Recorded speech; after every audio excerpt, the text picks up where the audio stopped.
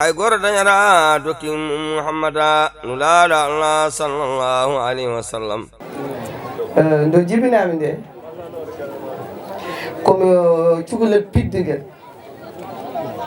mbeɗe fiddini feewi kadi ɓe tiiɗo on kala ko gasi ko watta hol komin tiinno hoore woro janggimi noon duɗal ke nder galla men janggimi ha wottini wo zeytun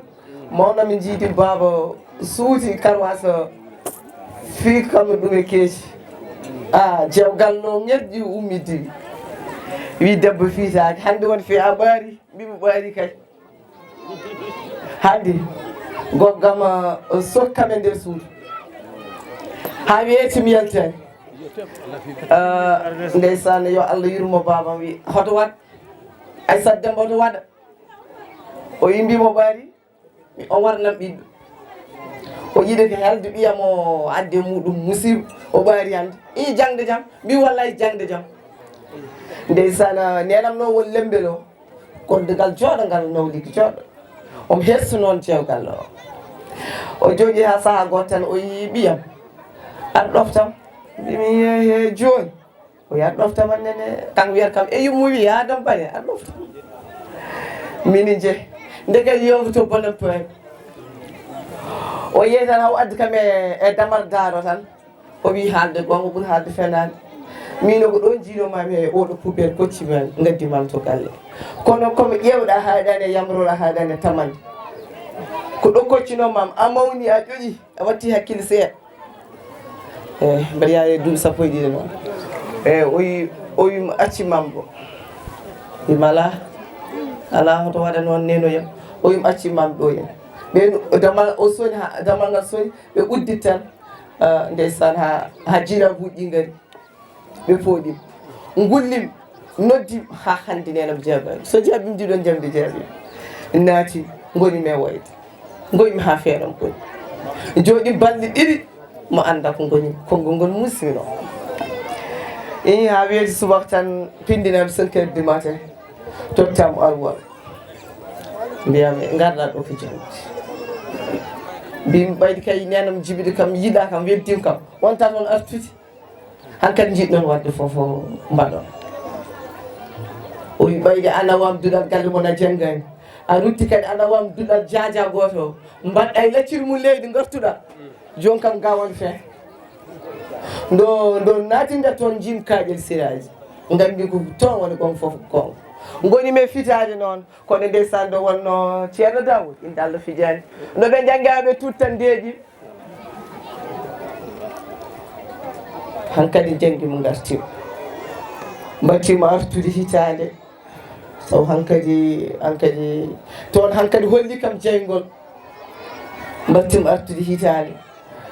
ɗo gartimde o wi ɓiyam tan palimi tan mbima ala min wona mbiɗa jigumani o wi wallahi ko min jibinma kadi wona an jaam kono wallahi mi rewe nenam e babam mbiɗum yo jangguinam mbimi kom bajji dabbe ɓe jangginani kam jogini kam ɗum nimsi ɗum tak kam yiiɗa ko hepti kam ko heɓtoma min mabɓe min gone wayde eyyi nenam ko debbo jiɗɗo diine babam kadi yo Allah yurmo ɗum yaafo ɗum sikki ala kadi jewgal o eɗen mbi yo Allah ɓuɓanɓe kamɓe fof ndeysan ɓe daadima e jangdamɓe kadi ɓe mballi ɗumini ene feewi boom ala fof koɓe kokkani kam ala fof koɓe darnanima e kala deftere alquran ko jarat ɓe coɗni kam min ɓuuri RV ɓe ɓuuri RV ɓe beyna so tawi almudo on ten ko tekke ceekiɗo watta ko neɗɗo wonat min de min somi ari yimɓe foof gara kadi mi bewnete mo nawtata wadde noon jangde ko nafat tan neɗɗo o so maayi gueɗe ɗe fof kuppama heddi gueɗe tati o acci ɓiɗɗo ganduɗa jangguɗo e sadaqal jariya wona noon de ceerno Dawoud e gollal moƴƴo mo gollotono ɗum fottan ko ɗum tan wodan neɗɗo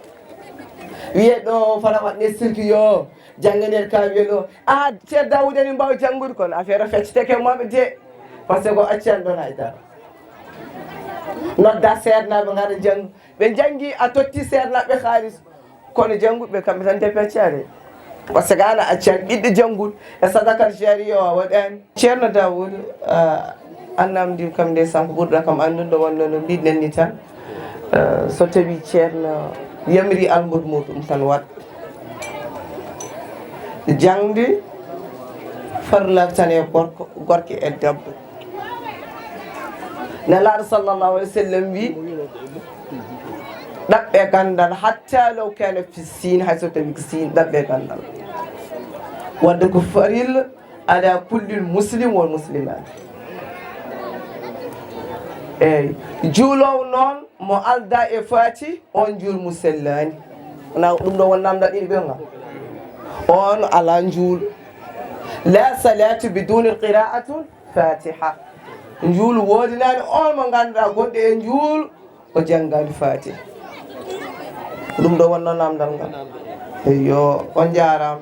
yo Allah wallu yo Allah wonna balla wadde no eɗen gandi Qur'an no wayni forde Allah subhanahu wa ta'ala itti ɗum o waɗi ɗum e juuɗe malakaji eɗen gandi malakaji ganda yafaluna ma yu'marun ɓe meeɗa wadde goofi ko Allah yamriɓe ko tan ɗum ko ɓe mbaɗata kono noon Qur'an o hewriɓe Qur'an o teddiriɓe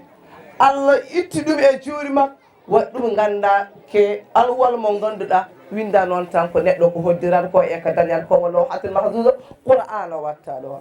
ko noon wadde noon Qur'an ina waɗi fayida jangde ina waɗi fayida so yi Allah tabaraka wa taala o nel Jibril alayhi salatu wassalam to nelaɗo sallllahu alayhi wa sallam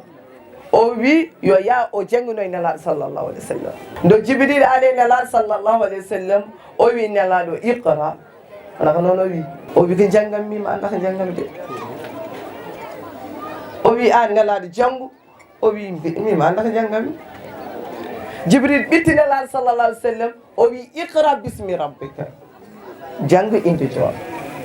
eɗen gandi on sah kanko nelaɗo sallah sallam o heeɓi ɗiɗo fannuji eɗen gandi kam malayka kam doole muɗum wona neɗɗo haalante ɗum nelaɗo sallllahu alayhi wa sallam o ummiti ɗon e jangde nde o fayi joom suudu makko biteɗo Khadijatu bintu Khuwaylid o are Khadija o wi zammilini sabirini ya Khadija Khadija wi nelaɗo sallllahu alih w sallam an kam ko gonduɗa an kam holɗo ko gonduɗa an nelaɗo sallllahu alih w sallam an seydan ala ma gueɗal kanko noon o jotti ha saaha wonno ko debbo ƴoƴƴe nandani Adame so o wi nelaɗo de ko hawri ko ɗo ko malayka o hawri so itti musor hoore nde tan o wi nelaɗo sallllahu alih w sallam hal ra'ayta chey allati kunta tara ana nelaɗo sallllahu alayhi wa sallam beele ko jiyan an ko ha joni aɗa yi ɗum o wi la o yaala so watti musor hoore nde tan nelaɗo sallah sallam wi suddam cuuɗama ha timmi laaɓe tati o andi oɗo kam wona gollal cheydani oɗo kam ko gollal malayka wadde eɗen gandi debbo kañum kala janggo ko debbo foti janggo eɗen gandi debbo ne jogui maqame diine de kanko Khadija Allah hokkimomo ɗeɗo gueɗe Allah hokkimomo ngal ɗo gueɗal de Allah hokkimomo daaray muhtaleme to almuɓe ngon ساداتنا أهل المكارم والندى تارك سامل عبد وكسي وكربه يا خير من مدى الأزاد له اليدا الله أكبر جل ربي قد حبى ونصر مدى ثم صلاة مع سلام على النبي المعتدى يا ربنا يا مالك كونيني عنا إلهي سر بدارين أماتنا الله على دين النبي وحب شيخنا الإمام طيب آمين آمين نستجب دعاءنا ولا تغيب سيدي رجاءنا